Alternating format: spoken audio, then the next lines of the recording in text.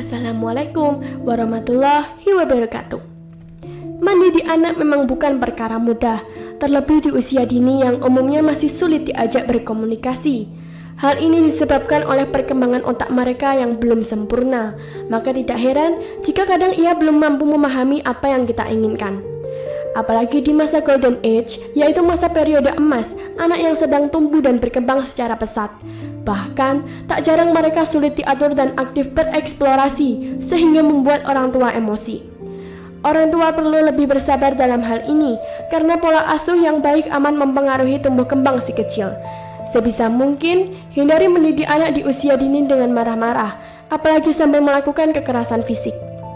Saat ini banyak orang tua mengeluh ketika melihat kenakalan anaknya, apalagi menjelang usia remaja. Banyak kasus anak yang bandel, susah diatur, memberontak, suka membantah dan perilaku yang tidak menyenangkan kedua orang tuanya. Tak bisa dipungkiri, banyak orang tua harus mendidik mereka dengan keras bahkan dengan emosi atau memarahinya. Sahabat yang dirahmati Allah, sebelum kita lanjut untuk membahas video kali ini, kami ingatkan bagi sahabat yang belum subscribe, silahkan subscribe dulu dan nyalakan lonceng notifikasinya, agar sahabat tidak ketinggalan update video selanjutnya dari kami.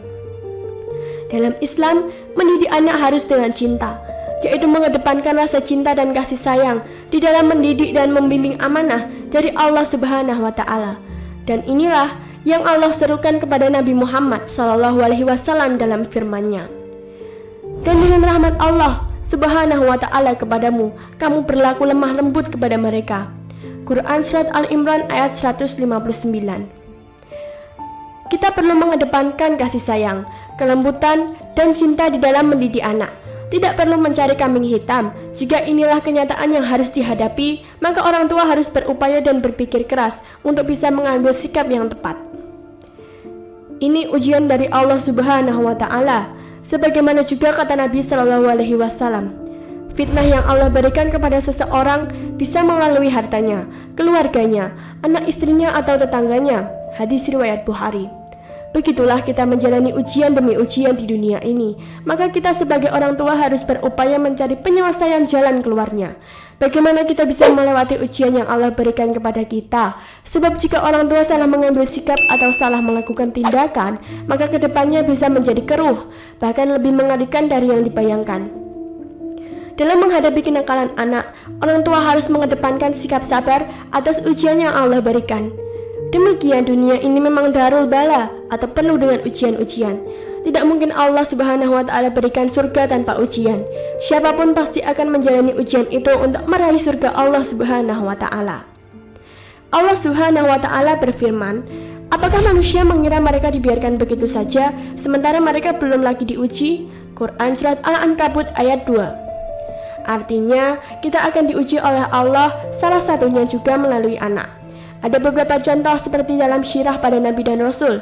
Ada Nabi yang diuji dengan anaknya, seperti Nabi Nuh dan Nabi Yakub alaihi salam. Ini satu contoh bahwa para Nabi juga mendapatkan ujian melalui orang-orang dekatnya. Ada juga diuji melalui istrinya, seperti Nabi Nuh dan Nabi Lut.